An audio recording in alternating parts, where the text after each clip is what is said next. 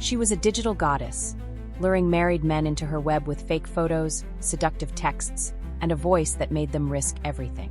But behind the screen, she wasn't just playing them, she was controlling them. Until one day, the predator became the prey. An anonymous stalker hacks her life, exposes her secrets, and flips the game on her. With her empire collapsing and a countdown to ruin ticking fast, she's forced to fight back or lose everything, including herself. This isn't just a story about blackmail. It's about power, obsession, and what happens when the hunter gets hunted. Welcome to the Skillful Art of Manipulation podcast. If you haven't already, please consider following us on your favorite podcast platform. Today we present to you Sextortionist. Let's dive into this thrilling narrative together. Chapter 1. The bait. They always come looking. Not the desperate kind. Not the ones who grovel and beg for attention. No, the ones I want are polished. Confident. The type who walk into boardrooms like they own the oxygen. Married. Well-fed. Bored as hell. They're not looking for love. They're looking for escape from their wives, their kids, their lives. And I'm the escape they never see coming. My name's not important. The one I use, anyway. Online, I go by Lola Red. She's the woman they wish their wives had become. Always eager. Never tired. Never says no. Lola doesn't complain when they're late. She doesn't nag about bills or roll her eyes when they talk about their dreams.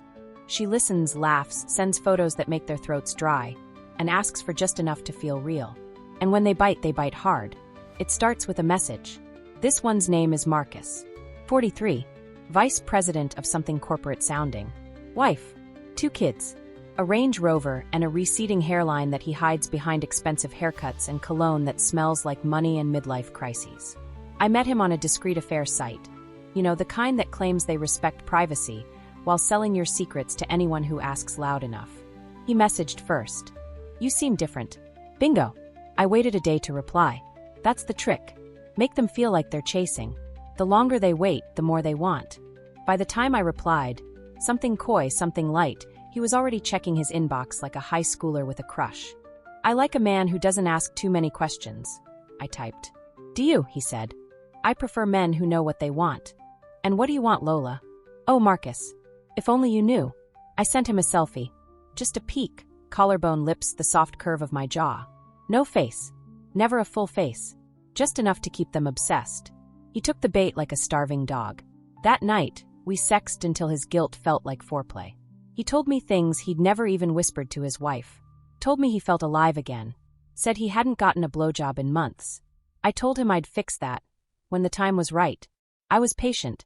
I let him paint the fantasy. All I did was hand him the brush. By day 3, I had him begging for photos. So I sent them. Not of me, of course. I've got a folder of professional shots. Women who look close enough. Enough filters and angles, and you could convince a priest that Jesus had tits. Marcus didn't question it. He didn't want to. He was too busy jacking off to fake tits and the thrill of betrayal. Then I asked for his. I told him I needed to see him. Really see him.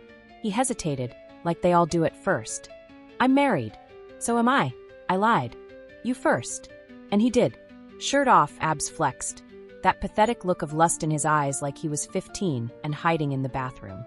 Then came the dick pic. They always send it. Even the classy ones. Especially the classy ones. You just have to stroke their ego enough, and they'll unwrap themselves like Christmas morning. I saved every photo. Every message. Every breathless, pathetic line of text. The folder was labeled golf trip. I don't do this for money, not at first. Not for the thrill of the nudes or the validation. I do it because I love control. I love the silence after I ask for something and they pause. Not because they don't want to, but because they know they shouldn't, and then do it anyway. That moment of surrender. That little crack in the wall where their secrets start leaking through. That's where I live. You want to know how it all started? Fine. I'll tell you. 3 years ago, I was married. To a man named David. Clean cut. Smart. A sales manager who fucked his secretary and said it just happened. I found the messages while feeding our dog. 1 click. That's all it took to shatter everything I thought was real. And do you know what he said when I confronted him? He laughed. That smug motherfucker laughed. You're too sensitive. It was just texting. Texting. Like I was supposed to be okay with him describing how he wanted to bend her over his desk while I cooked him dinner. Like my trust was just collateral damage. I didn't cry. I didn't scream. I waited. I smiled. I fucked him one last time, let him think I was over it.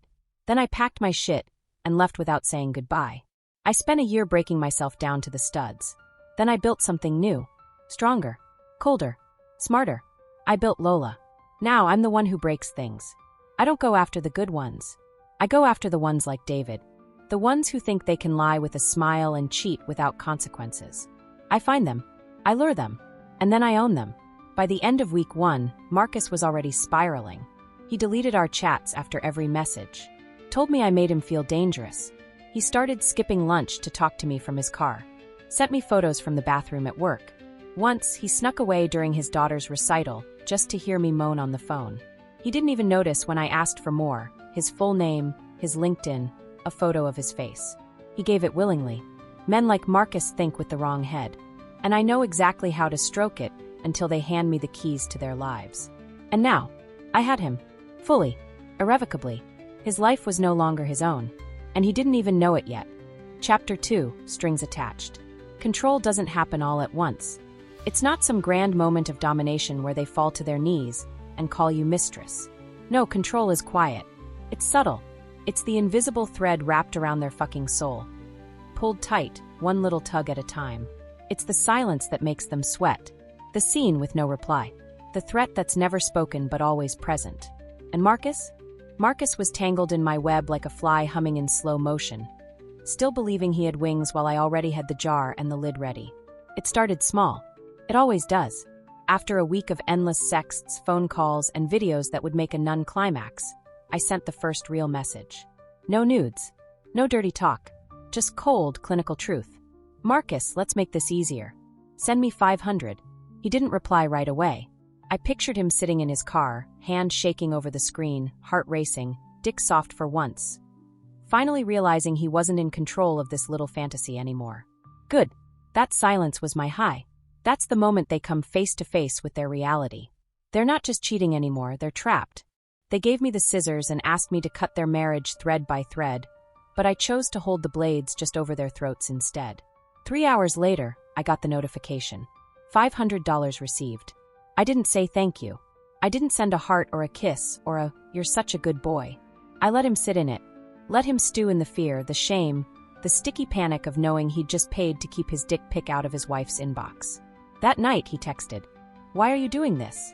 I stared at the screen for a long time, and then I wrote back slowly like I was peeling his skin with every word. Because I can. And that's all it took. That's when he knew. Deep down in his hollow little chest, Marcus understood. This wasn't about sex anymore. This was about me.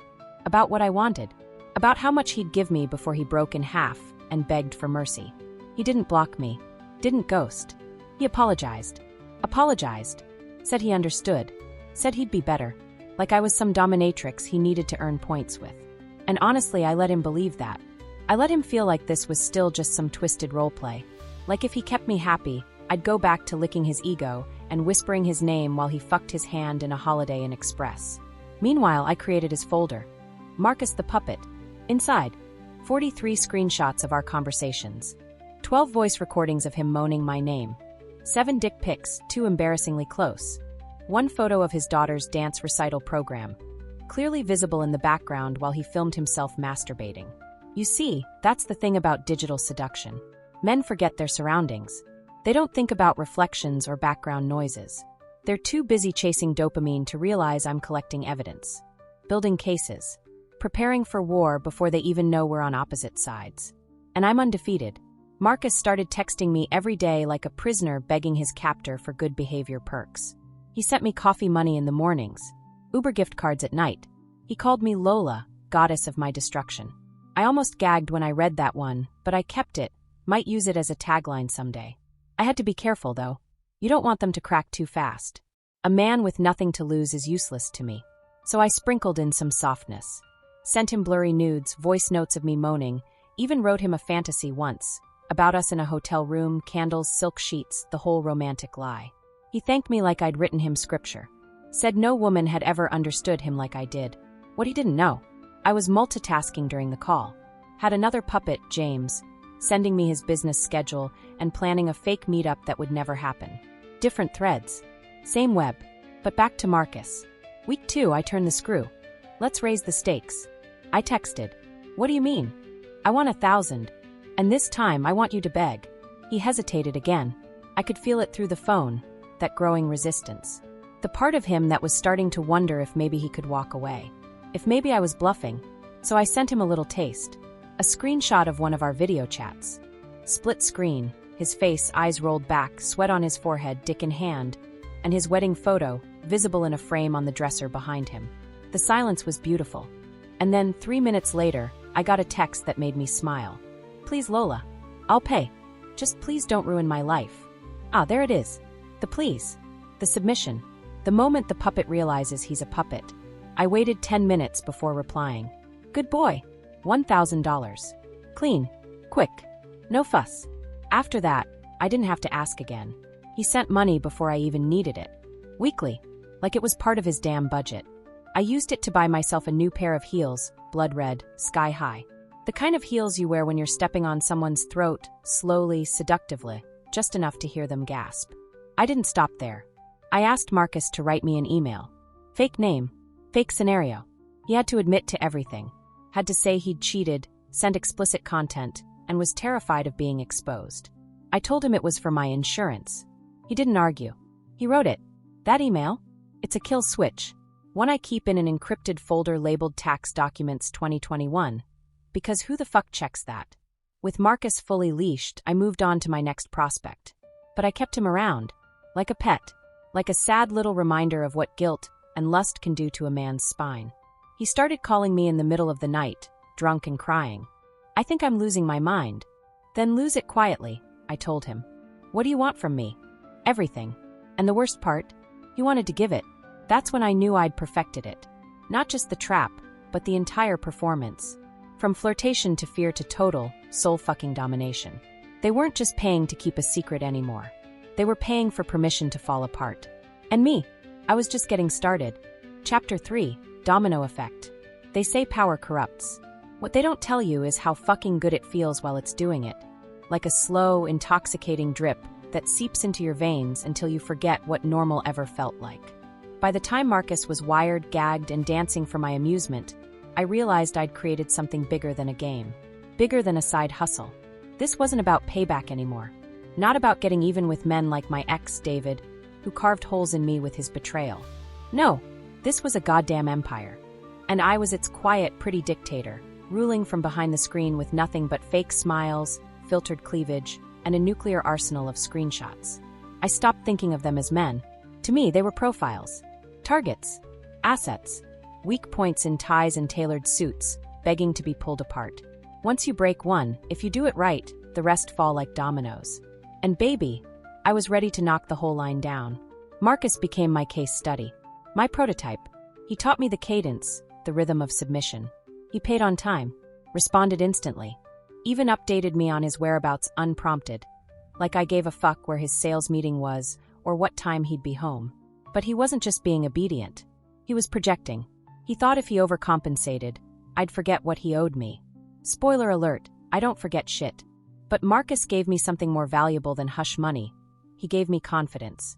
Once I saw how easily he crumbled, I realized just how simple this could be. The internet is an ocean of dicks. And I had the perfect bait. So I cast wider nets. Re-downloaded all the discreet dating apps. The ones with tacky gold logos and privacy policies written by lawyers who've clearly never been blackmailed. I upgraded my profiles. New photos. New bios. Each one tailored to a different appetite. One profile for the spiritual, I just need connection types. Another for the lonely but dirty execs. And my favorite, the aggressive seductress for the alphas who wanted to be dominated. Each identity had a name, a backstory, and a photo bank of filtered, believable thirst traps. A tattoo here, a slightly different hairstyle there. You'd be amazed how easily people see what they want to see when their pants are around their ankles. And the responses? Immediate. Within hours, I had 7 new conversations brewing. By the next day, I had voice notes, shirtless selfies, and more bad sexting than my storage could handle. They were all the same, really. Married. Successful. Bored out of their fucking minds. Each of them convinced they were different. That I was different. That somehow, in the digital cesspool of sex and lies, they'd found a connection that made them feel seen. Spoiler alert number 2, they weren't.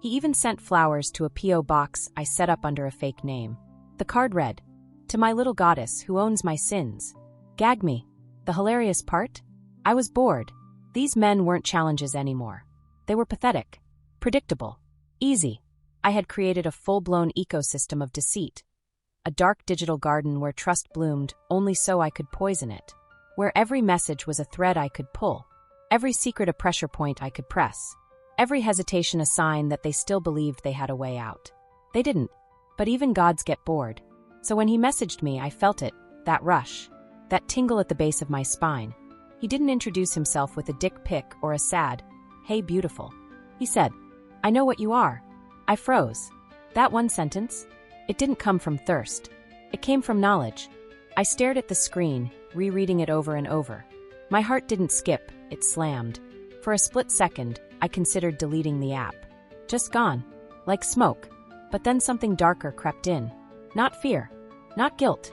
Curiosity. So I replied. Bold opening. "You always flirt like that." There was a long pause. 3 dots blinked and disappeared. Then came the next message. "We'll see how charming you are without a camera in your hand." My palms started sweating. I hated that. No one made me sweat. No one made me the hunted. I tapped through his profile. No name. No job. Just a blurry photo of a man standing on a dock. Broad shoulders. Dark hoodie. Face turned just out of frame. His bio read, "I don't chase. I expose." I copied his username. Ran a background check. Traced his IP through a series of proxy bounces. He was good. Professional good. This wasn't some bitter ex-puppet trying to flex. This was someone who knew the game. Someone who'd played it, maybe even built it. I had to tread lightly. But even as the logical part of me screamed to back away, delete, block, disappear, the addict in me leaned in. Danger was an aphrodisiac, and I was already dripping with anticipation. He didn't message again for 2 days, and I felt that absence like a fucking itch under my skin. Meanwhile, the rest of my puppets danced. Brent sent me a voice note of him crying. Marcus messaged me. "I had a nightmare, you exposed me." Eli tried to send me a necklace I'd already sold on eBay 3 weeks ago. They were background noise now. I was fixated. Then he messaged again. "How many men have you destroyed, Lola?" No greeting. No context. Just straight into my jugular. I paused. Then replied. "Enough to know they deserved it." He responded immediately. "Deserved it? Or made you feel powerful?" I didn't answer. Instead, I did something I rarely did. I started talking to myself. Out loud. What the fuck does he want? What does he know? Why now? I replayed every step of my strategy. I had no loose ends. No names. No traceable data. My real number was buried under 5 layers of rerouting. My voice was modulated when I recorded moans. My photos were sourced from stock accounts and altered with surgical precision. But paranoia, when it's smart, isn't weakness. It's armor. I spent the next 72 hours tightening everything. Changed server passwords. Moved my physical backup drives. Rewrote scripts in my burner devices. Pulled every thread tighter. And still, he didn't message again. Until the 4th night. I know about Eli. I know about Brent. I know what you made Marcus do. That stopped me cold. Only I used the names like that. And I never kept them in one place. How the fuck? I typed. "You're bluffing." He replied with a .zip file. I didn't open it. I couldn't open it. Not yet. I sat there, staring at the blinking cursor like it was a loaded gun. My skin buzzed.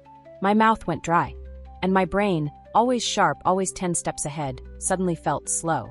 Muddied. Like someone had finally walked into my soundproofed empire and cracked the foundation. I had to play this smart. "What do you want?" I typed. He didn't answer for 6 hours. When he did, the message was just 3 words. "Keep watching, whore." My stomach dropped. Not because of the insult. I'd been called worse by men with limp dicks and trust funds. No, it was who said it. And the tone. Calm. Cold. Like I wasn't the one in control anymore. Like someone had snuck behind the curtain and pulled a string I didn't know I had. That night, I didn't sleep. For the first time in years, I didn't feel powerful. I felt hunted. I still had my puppets, they were still moving, paying, begging. But I wasn't conducting the orchestra anymore. Someone else had slipped into the pit, stolen the baton, and was rewriting my symphony, note by fucking note. And I had no idea who he was. But I was going to find out, no matter how many strings I had to cut. Chapter 5, Cracks in the Mask. It started with a message. 3 fucking words. Keep watching, whore. And just like that, the illusion shattered. See, up until that moment, I believed I was invincible. Not because I thought I was smarter than everyone, but because I knew I was. I didn't move recklessly. I didn't get sloppy.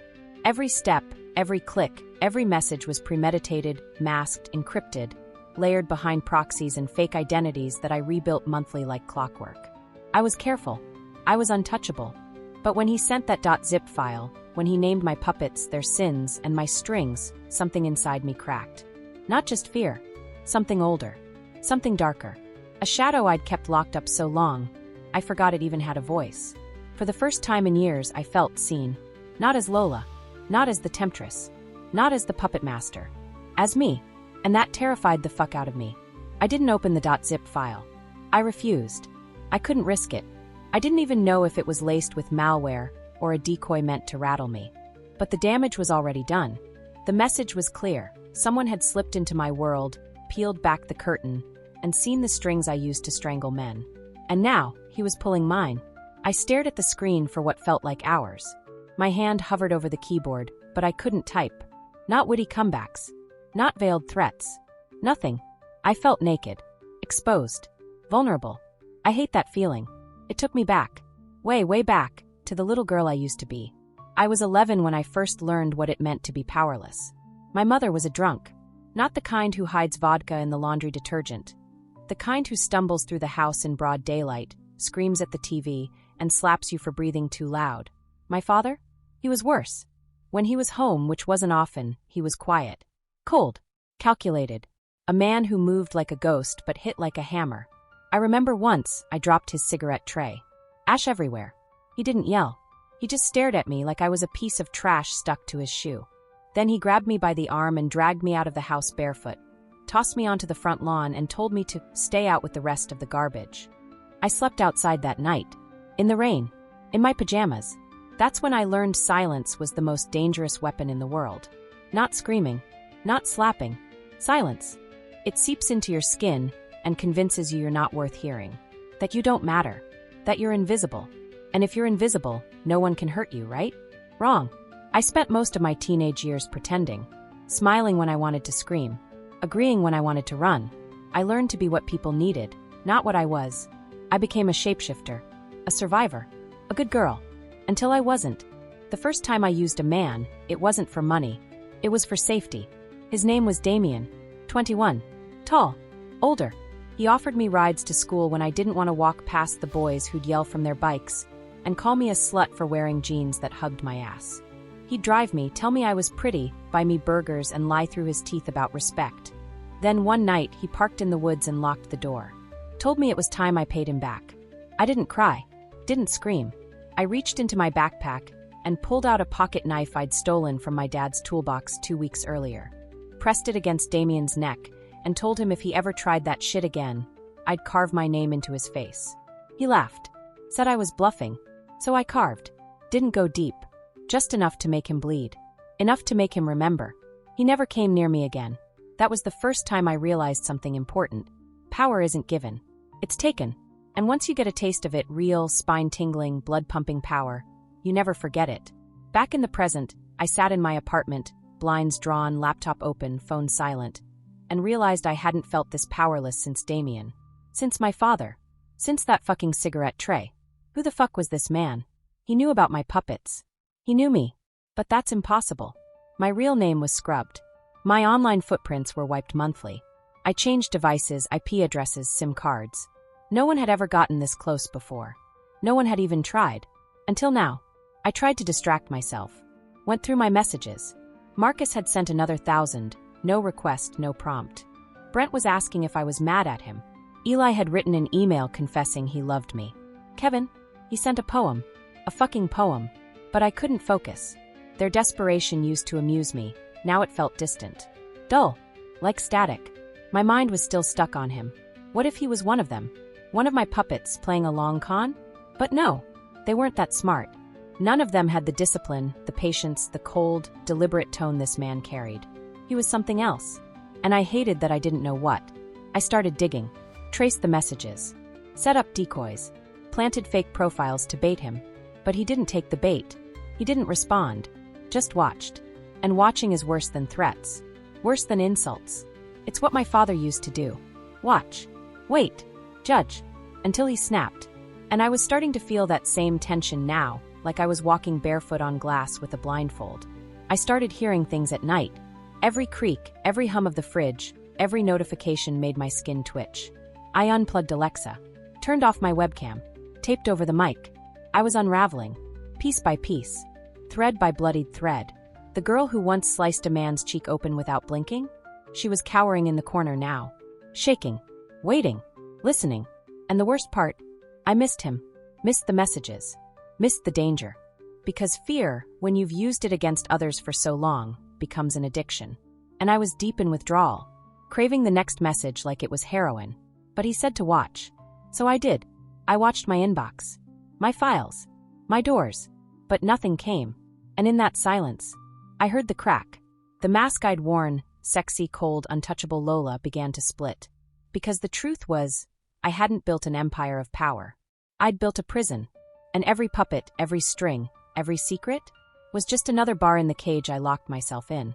And now, someone else had the key. Chapter 6, The Hunter Hunted. There's a moment in every hunt when the prey realizes it's been seen, truly seen. Not from a distance, not through binoculars, but locked on, like the glint of a sniper scope in sunlight. That exact second, when your gut flips and your chest tightens and your instincts scream run, is when the game changes. That moment had come, but this time I wasn't the one watching. I was the one being watched. And it wasn't just paranoia anymore. It was fact. My texts stopped being delivered. Emails bounced. The burner accounts I'd built up, some for months, were suddenly gone, deleted. Vanished like they never existed. At first, I thought maybe it was a glitch. A server hiccup. But I wasn't that naive. Not anymore. Someone, was dismantling me from the inside out. The puppets were still there. But their strings were fraying. Marcus messaged me. Did you delete your backup chat? I had a panic attack thinking you'd exposed me. Brent texted. Are you ghosting me? I need to know I'm safe. Eli didn't text at all. He sent a $5,000 transfer with the subject line. In case this is the end. That one made me pause. These men, these hollow, desperate shells I had once dangled like keys on a ring, were starting to slip through my fingers. Not because they were strong, but because I was weak, distracted, obsessively watching my own shadows. I barely slept. I couldn't eat. My mind spiraled in all directions, chasing answers I didn't have. The .zip file still sat unopened on my encrypted laptop. Its presence felt like a loaded gun on my coffee table, taunting me, daring me. I didn't touch it, but I couldn't ignore it either. I started seeing things. Or maybe noticing them, I don't know. A black SUV parked across the street 3 nights in a row. A man in a hoodie who walked past my building, stopped, looked up at my window, then kept moving. Once, I saw someone standing in the lobby of my apartment complex, arms folded, wearing sunglasses, staring at nothing. I watched them through the peephole for 20 minutes. They never moved. Was I being followed? Was I losing my mind? Probably both. I changed phones. Twice. Switched SIMs. Reset all my passwords, again. Burned through 3 VPNs in 5 days. Scrubbed my search history every hour. I even wore a hat and sunglasses when I went to the grocery store at 2 a.m., just to buy water and ramen and stare at strangers too long. I was unraveling, and he knew it. The next message didn't come through a chat app. It came in the mail, my real mailbox. No return address, no postage stamp, just a plain envelope with my alias, Lola Red, written in neat black ink. Inside, one printed photo. It was me, standing in my kitchen, hair in a bun, no makeup, tank top, pouring wine, taken through the window. I dropped the envelope. My hands shook for the first time in years. Not from adrenaline. From fear. Real, bone-deep childhood-level fear. This wasn't digital anymore. This wasn't a game. This was physical. Tangible. Dangerous. He was here. He had seen me. My real face. My real life. The walls I'd built to separate Lola from the ghost of the girl I used to be. The one with cigarette burns on her arms and scars on her stomach from panic scratches. They weren't walls anymore. They were glass. I threw my phone. It shattered against the wall. Didn't help. I screamed. Loud. Into the silence of my apartment. It echoed back like a taunt. Who the fuck was he? How did he find me? What did he want? I wanted to burn it all down, torch my hard drives, delete the vault, erase the names, the evidence, the scripts, the nudes, the power. But I couldn't. Not yet. Because I needed one thing before I walked away from the empire I built. I needed revenge. If he was coming for me, I was going to find him first. So I went underground. Digital deep dive. Not just Tor browsing, I mean darknet digging. I pulled contacts from my black book burner. Old clients, former hackers, digital ghosts I'd paid in Bitcoin years ago to build fake identities. I reached out to Clutch, an ex-NSA analyst turned mercenary for hire. Paid him $10,000 up front to track the source of the .zip file. Told him I was being stalked by a jealous ex. He didn't ask questions. 24 hours later, he called. It wasn't sent from a public network. It's custom, routed through at least 6 military-grade relays. Whoever did this, they knew what they were doing. I swallowed hard. Can you trace it? I asked. Silence. No, not yet. Maybe not ever. He paused. This guy isn't stalking you. He's studying you. That's when I realized I was no longer the hunter. I was the fucking specimen. The test subject in a glass tank, being poked, monitored, and documented. He didn't want to kill me. He wanted to break me. From the inside out. And it was working. That night, I sat in the dark with the .zip file on my screen. I'd avoided it for days. But I couldn't anymore. I opened it. Inside were 5 folders. /1 Marcus. /2 Brent. /3 Eli. /4 Kevin. /5 you. Each one filled with images. Recordings. Screenshots. Notes. Not just the ones I had, ones I didn't. He'd been watching me for months. Reading my messages. Listening to my voice notes. Recording me through hacked cameras. In the 5th folder, /u were videos. Of me pacing. Typing. Laughing. Sleeping. My skin crawled. My soul split. I wanted to scream and tear my face off. Burn my skin. Bleach my eyes. Crawl out of my body and never come back. But the last file, that's what shattered me. A video. Titled simply, Before the Fall. It opened with a shot of me, not Lola. Me. In my real clothes, grocery shopping, looking human. Tired. Real. Then it cut to scenes of me sitting at my laptop, switching voices, switching names, seducing, blackmailing, crying, everything. Overlaid with a voice. His voice. Calm. Measured. Cold. This is who you are. Not a goddess. Not a queen. Just a broken girl hiding behind filters and fear. A girl who became what she hated. A girl who thinks power means safety. But you're not safe. Not anymore. You're not in control. And soon everyone will know. Then it cut to black. And for the first time in my life, I cried. Not pretty tears. Not movie scene crying. I mean ugly sobs. On the floor. Hands shaking. Saliva in my mouth. Screaming into my fists like a wounded animal. He broke me. Not with violence. Not with force. With truth. He'd exposed the thing I'd worked so hard to bury me. Not Lola. Not the femme fatale. Just the girl with broken teeth and a bloodied past who thought manipulation could be her armor. And now, there were cracks in that armor. And the wolves were circling. Chapter 7, Final Exposure. I used to believe exposure was the greatest fear. That the idea of being seen, truly seen, beyond the curated photos, the filtered voices, the careful identities, was what destroyed people. But now, I know better. Exposure isn't what breaks you. The wait does. That haunting stillness before the storm. The not knowing when, where, how the collapse will come. The silence between text alerts. The absence of messages from men who once begged for your voice. The darkness where your power used to be. It's not the blast that kills you. It's the countdown. And mine had reached 0. I hadn't left my apartment in 3 days. I kept the curtains drawn, the lights off, my gun, the one I swore I'd never need, on the counter beside a half-empty bottle of gin and a shattered phone screen. My laptop was open. The video still paused at the moment his voice called me a broken girl. He wasn't wrong. I had spent years building a digital fortress. Carefully constructed identities. Rules. Protocols. Encryptions.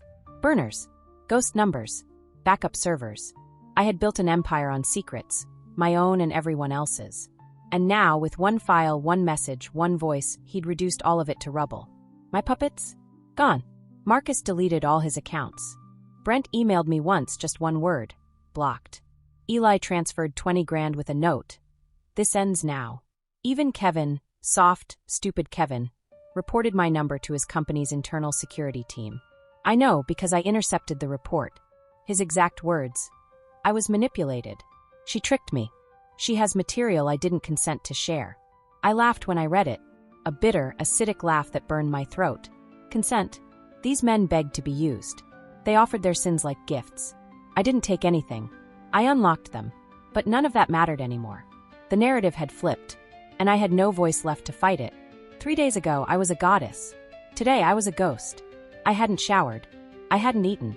My reflection in the mirror looked like something from a crime scene. Dark circles, cracked lips, wild eyes. A woman unraveling. A woman caught in her own web. And still no word from him. No follow-up messages. No threats. Just silence. Until today.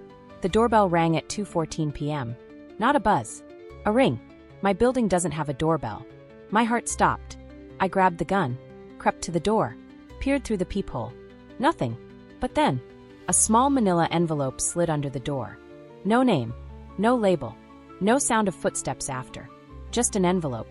My fingers trembled as I picked it up, opened it, and pulled out a USB drive. That's it. No note. No warning. I turned it over in my hand. Black. Unbranded. Cold. I knew better than to plug it into my laptop. So I plugged it into a burner tablet. Powered it up. Scanned it. No viruses. No malware. One file. Final_exposure.mp4. I hesitated. Then tapped play. It opened with silence. Black screen. Then footage. Of me. Real footage. Not Lola. Not red lipstick and sultry whispers. Me in the raw. Washing dishes. Crying on the couch. Tying my hair up. Screaming into a pillow. Kicking a chair. Laughing at nothing. All recorded. Angles from outside the window.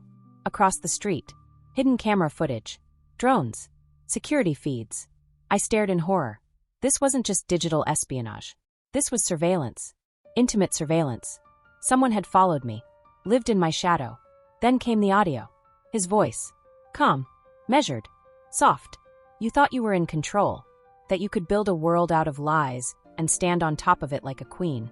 But you forgot something. Even predators can be prey. The screen flashed. Now it was my texts. Hundreds of them. To Marcus. Brent. Eli. Kevin. Sexts.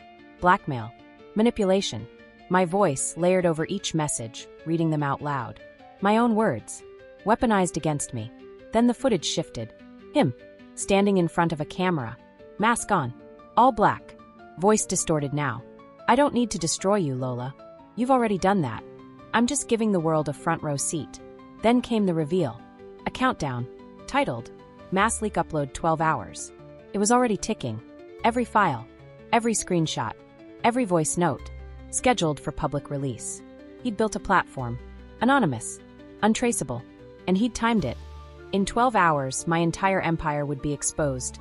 Not just to the men, but to their wives, their companies, the media. And me. Fully doxxed. Photos. Apartment. Name. Everything. The screen went black. I dropped the tablet. My vision blurred. My knees buckled. I fell to the floor, clutching my chest, gasping like I was drowning. It was over. He'd won. But as the seconds passed, something inside me shifted. The fear turned to rage. Hot. Violent. Alive. He thought he'd backed me into a corner. Thought I'd fold. Disappear. Run. No. No fucking way. If I was going to burn, I was taking him with me. I got to work. No more hiding. No more whispers. No more Lola. Just me. Stripped down. Ready to fight. I pulled out the backups I'd kept hidden even from myself. Hard drives in the ceiling tiles behind the toilet tank in the lining of my suitcase. My true insurance. Not just on my puppets, but on everyone. I had dirt on judges. CEOs. Cups. Senators. I never used it because I didn't need to. But now I did. I pieced together the audio from his voice. Ran it through software. Matched cadence. Matched breath patterns. And found one hit. A name. Julian Mathers. 38. Cybersecurity analyst. Former whistleblower. Fired after leaking internal sex harassment complaints. Tried to take down the system. Got buried by it. That's what this was. Revenge. He wasn't just targeting me because I was a predator. He was targeting me because I reminded him of them. The ones who silenced him. Manipulated him. Used their power to hurt people. He saw me as a mirror. But he forgot one thing. I'm not a reflection. I'm a fucking weapon. I traced his signal. Finally cracked the relay. Tracked the IP to a rented co-working space downtown. I went there. In person. Hair pulled back. Hoodie. Gloves. He wasn't there. But his setup was. Laptop. Server. Drives. I didn't hesitate. I took the whole fucking thing. Burned the cloud backups. Crashed the timers. Smashed the server with a hammer. But I didn't delete everything. I took the evidence. Saved it. For leverage. He wanted a war. I gave him one. That was 3 months ago. The leaks never happened. He never messaged again. He disappeared. But I know he's out there. Watching. And I'm watching back. I've gone quiet since then. Off the grid. No more new puppets. No more sextortion. Not because I feel guilt, but because I feel powerless no more. I survived the storm. I walked through the fire. And now I know who I am. Not a goddess. Not a ghost. Not a girl looking for revenge. I'm something new. Something they'll never see coming. Because the hunter became the hunted. And now, she's hunting again.